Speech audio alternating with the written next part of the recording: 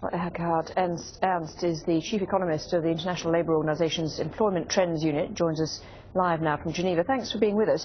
So there's this talk about helping small and medium-sized companies to hire young people. How's that going to work? I mean, if they're not confident about the future, why would they hire young people that they then have to train? Now, first of all, let me tell you that at the ILO we are certainly welcome these new initiatives that France and Germany have been pushing forward.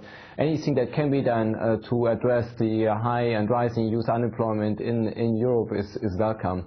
But we do feel that in the current situation more needs to be done. Clearly, going to small and medium-sized enterprises is the right step, but in the context of austerity measures, this might not be enough, and blockages at the European level that keep these companies from hiring, even so these additional funds might be available.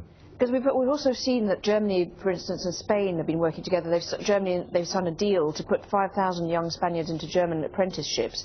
Presumably that helps those particular young Spaniards, but doesn't Spain itself need to invest in its own improved apprenticeships? Absolutely. Spain certainly needs to step up as much as Italy, Greece or Portugal to provide sufficient jobs for young people and to provide these young people with the skills that help them to enter effectively the labor market.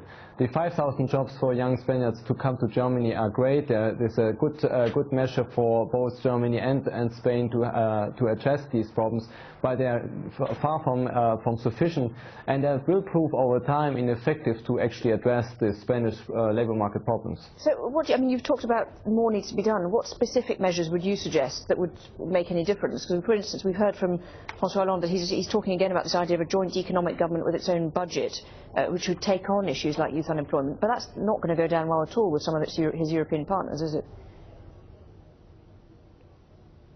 Well, we at the ILO believe that what is really needed now is an end to these austerity measures. As long as Europe is in grip of these strict savings measures in public governments, the situation will not improve, and the comparison with the US clearly tells us that something has been done better there than here in Europe.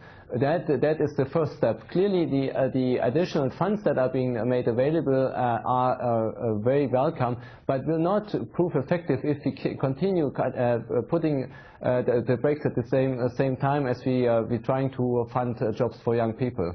Okay. And finally, we need to certainly step up our efforts for apprenticeship system and for a better education system to help young people to prepare for labor markets.